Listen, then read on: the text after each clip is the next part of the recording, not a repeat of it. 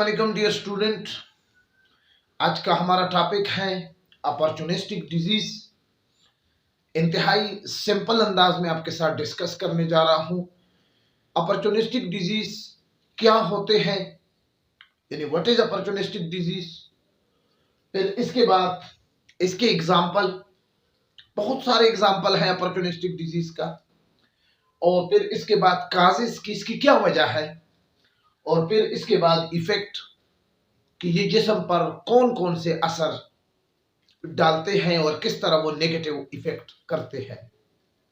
याद रखिए कि अपॉर्चुनिस्टिक डिजीज उस डिजीज को कहा जाता है कि जब आपके बॉडी के अंदर जरासीमों के खिलाफ जो सिस्टम है, जिसको हम इम्यून सिस्टम कहते हैं, जब किसी भी इंसान का, किसी भी पर्सन का, किसी भी आदमी का इम्यून सिस्टम कमजोर हो जाता है, इतना कमजोर हो जाता है कि वो जरासीमों के खिलाफ अपना कुव्वत मुदाफियत खो बैठ जाता है, खत्म हो जाता है, तो फिर उस वक्त अपॉर्चुनिस्टिक डिजीज जिस्म में आ जाते हैं। ये आप डिफिनीशन अब जरा देख ले। Disease that occur only in person with weekend immune system, यानी जब इम्यून सिस्टम बहुत कमजोर हो जाते हैं, उस वक्त जिस्म में पैदा होने वाली बीमारियों को क्या कहा जाता है? अपॉर्चुनिस्टिक डिजीज कहा जाता है। याद रखिए कि अपॉर्चुनिस्टिक डिजीज ऐसी डिजीज होते हैं कि जो कि आम तौर पर जरासीम या वो पैथोजन जिस्म के अंदर अगर आ भी जाए तो उस वक्त वो जरासीम बॉडी के अंदर नुकसान नहीं कर सकता, मतलब डिसऑर्डर या डिजीज नहीं फैला सकता। लेकिन चूंकि इस वक्त वीक इम्यून सिस्टम की वजह से वो जरासीम भी इस काबिल हो जाता है कि वो इस आदमी को, इस पर्सन को क्या कर लेते हैं? बीमार कर देते हैं। उसकी सबसे बड़ी वजह वीक इम्यून सिस्टम है। तो ये आपके ज़हन में होना चाहिए। इसके बाद है एग्जाम्पल। आपके सामने मैंने कुछ एग्जाम्पल लिखे हैं। कैंडिडियासिस एक डिसऑर्डर है जो फंगस, जिसका जो एक फंगस से काज हो, जिसका काज क्या है, वजह क्या है? फंगस की वजह से है। ये माउथ, थ्रोट, फुट और विजाइना में क्या होता है? ये कैंडिडियासिस एक डिसऑर्डर है, ठीक है ना। ये अपॉर्चुनिस्टिक डिजीज है। नॉर्मली ये फंगस बॉडी के अंदर जाकर बीमारी, कैंडिडियासिस की बीमारी नहीं फैला सकता, लेकिन अगर आपका इम्यून सिस्टम कमजोर हो तो उस वक्त ये मौके से फायदा उठाकर क्या कर लेते हैं? ये भी जिस्म में कैंडिडियासिस का एक डिसऑर्डर क्या कर लेते हैं? काज कर देते हैं। और जिसकी लोकेशन क्या है? माउथ में, थ्रोट में और फुट में। इसी तरह टॉक्सोप्लाज्मोसिस एक डिसऑर्डर है ब्रेन का, जो कि प्रोटोजोन यानी एक पैरासाइट से काज होती है। ये भी अपॉर्चुनिस्टिक डिजीज का क्या है? दूसरा एग्जांपल है, जो कि ब्रेन में ये डिसऑर्डर है। अक्सर उस वक्त आदमी को लगता है जिस वक्त वीक इम्यून सिस्टम हो। तीसरा pulmonary tuberculosis.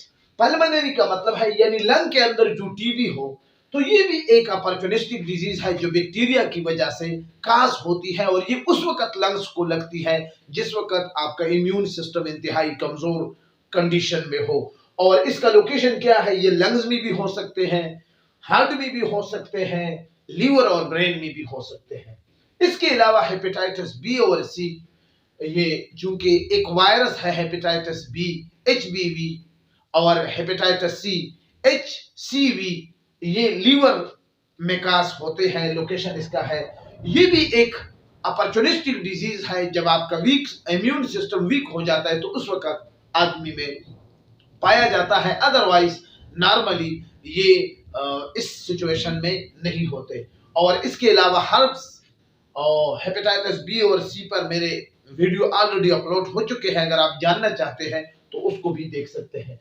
Herbs simplex virus, यानी जब आपके 6 ऑर्गन में ब्लस्टर या अल्सर यानी जख्म पैदा हो जाए, उस वजह से भी एक वायरस है टाइप 2, टाइप 1, एक ओरल हर्ब्स है और एक जेनिटल यानी सेक्स ऑर्गन का हर्ब्स है, वो ये भी अपॉर्चुनिस्टिक डिजीज है। ये उस वक्त इंसान में पैदा हो जाती है, वाक़ हो जाता है जब इम्यून सिस्टम कमजोर कंडीशन में हो, ठीक है ना। जरासीमों के खिलाफ जब कुव्वत मुदाफ़ियत हो ही ना, तो ये उस वक्त ये कुछ एग्जाम्पल मैंने नमूने के तौर पर आपके साथ शेयर की है। आप अपने बुक्स में भी बहुत सारे एग्जाम्पल आपके बुक्स में भी है, और इसके अलावा बहुत सारे अदर सोर्सेस से भी आप इस तरह के एग्जाम्पल क्या कर सकते हैं, आपको मिल सकते हैं। इसके बाद है काजिस।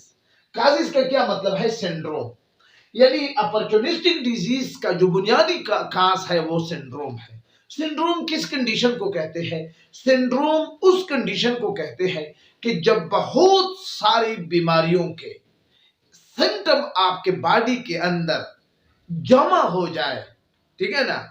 बहुत सारी बीमारियों की सिम्टम जब आपके जिस्म के अंदर हो, यानी जो भी जरासीम आता है वो बीमारी खास करके निकलता है। जो भी जरासीम आता है, मामूली जरासीम भी यहां से यहां फायदा उठाकर जिस्म में मुख्तलिफ किस्म के छोटे छोटे बड़े बड़े डिसऑर्डर आपके जिस्म के अंदर क्या करते हैं, पैदा करते हैं।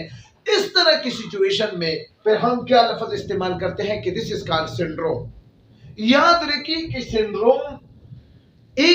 सिंड्रोम के साथ कोई सिम्टम खास नहीं है। इसमें हर बीमारी की अलामत क्या होते हैं? जमा होते हैं, ठीक है ना। यानी मिसाल के तौर पर आपका पेवर भी होगा, आपका डायरिया भी होगा, वोमिटिंग भी होगी, नाजिया भी होगी, कपिंग भी होगी, ब्रेन डिसऑर्डर भी होगी, नर्व डैमेज भी होगी, कोऑर्डिनेशन का मसला भी होगा, लिम्ब का प्रॉब्लम भी होगा, बोन्स में भी प्रॉब्लम होंगे, डाइजेशन का प्रॉब्लम भी होगा, हेपेटाइटिस लीवर के हवाले से भी प्रॉब्लम होंगे, लंग्स के हवाले से भी, किडनी के हवाले से भी, यानी बहुत सारे इलामतें जब जमा हो जाते हैं, यानी ये किसी एक बीमारी के सिम्टम नहीं होंगे, इसमें बहुत सारी बीमारियों की इलामतें जब जमा हो जाए किसी बंदे को, तो ये क्या है? इसके लिए जब हम लफ्ज इस्तेमाल करते हैं तो ये सिंड्रोम है। इसी वजह से तो हम एड्स के साथ लिखते हैं कि क्या है? एक्वायर इम्यून डिफिशिएंसी सिंड्रोम, ठीक है ना। उस वक्त भी यही कंडीशन होती है। तो बहरहाल ये क्लियर हो गया। इसके बाद है इफेक्ट। अपॉर्चुनिस्टिक डिजीज में आपकी सिचुएशन क्या होगी? आप यानी सबसे पहले आपका जो विजन प्रॉब्लम है, यानी देखने का, वो आपका कमजोर होगा, ठीक है ना। नर्व आपका डैमेज होंगे, ब्रेन आपका क्या है? एम्पेयरमेंट होगा, यानी इसमें एम्बेलिश होंगे, हार्मोनल सिस्टम भी आपका तबाह होगा, ऑटोट्रॉपी होगा। ऑटोट्रॉपी क्या है? ऑटोट्रॉपी इसको कहते हैं कि जब कोई सेल या कोई ऑर्गन या कोई टिश्यू अपने नॉर्मल मैच्योर ग्रोथ करने के बाद, अटेन करने के बाद जब उसकी साइज में रिडक्शन हो जाते हैं, तो फिर हम उसको कहते हैं कि ये ऑटोट्रॉपी है। और ट्रबल ऑफ थिंकिंग, यानी वो सोचने में यानी वो उसमें भी उसको मुश्किलात पेश आ रही है।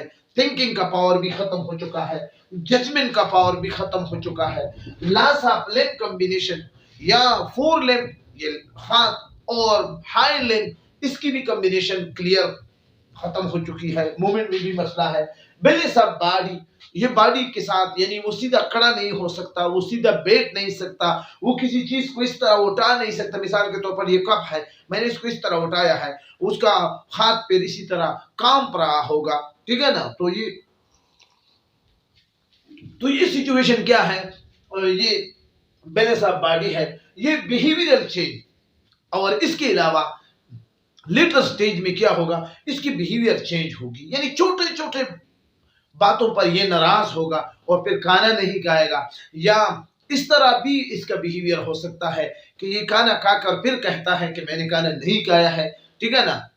छोटे छोटे बातों पर वो अपने दिल पे ले लेते हैं और इस तरह बहुत ज्यादा बिहेवियरल चेंजेस इसके बॉडी में, और छोटी छोटी बातों का प्रॉब्लम खड़ा कर देते हैं और बड़े बड़े नुकसान कर लेते हैं। मिसाल के तौर अपनी बीवी को तलाक दे देते हैं, अपने बच्चों को क्या कर लेते हैं, वो उनके साथ भी झगड़ते रहते हैं, अपने पोतों पोतियों के साथ फैमिली में प्रॉब्लम पैदा करते हैं। तो बहुत सारे प्रॉब्लम का ये पर्सन फिर मम्बा बन जाता है, ठीक है ना। तो इस तरह बिहेवियरल चेंजेस इसकी, कभी वो कहता है कि भाई बारिश अंकल बारिश हो रही है आप न निकले, वो कहता है कि मैं निकलूंगा।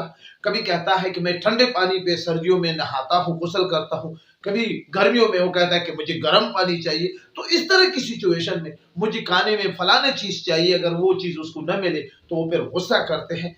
छोटी छोटी बातों को माइंड करते हैं, माइंड सेटअप उसका चेंज हो जाता है। तो इसको कहते हैं बिहेवियरल चेंजेस। ये ऑलमोस्ट ये क्या है, अपॉर्चुनिस्टिक डिजीज है। अपॉर्चुनिस्टिक का लफ्जी मतलब क्या है, मौका पाकर किसी बॉडी को नुकसान देना, ठीक है ना। अब यहाँ पर वो जरासीम भी बॉडी में डिसऑर्डर पैदा कर लेते हैं, जो कभी भी बॉडी में जब इम्यून सिस्टम ठीक ठाक था तो उस वक्त इसको जरूरत भी नहीं हो सकती थी, लेकिन वो जरासीम भी आकर यहाँ पर क्या करते हैं, डिजीज काज करते हैं। ऐसी डिजीज को फिर हम कहते हैं कि this is called opportunistic disease. I think आप समझे होंगे, समझ गए होंगे ये डिफिनीशन, एग्जांपल, काजेस और इफेक्ट में मैंने आपके लिए मटेरियल भी लिखे हैं। इस मटेरियल को अपने साथ स्क्रीनशॉट लेकर अपने साथ महफूज कर ले। इंशाल्लाह ये वैलिड मटेरियल है, बेहतरीन मटेरियल है, आपके काम आएंगे। अपॉर्चुनिस्टिक डिजीज पर अगर आप इतना ही लिखेंगे तो this is good for you.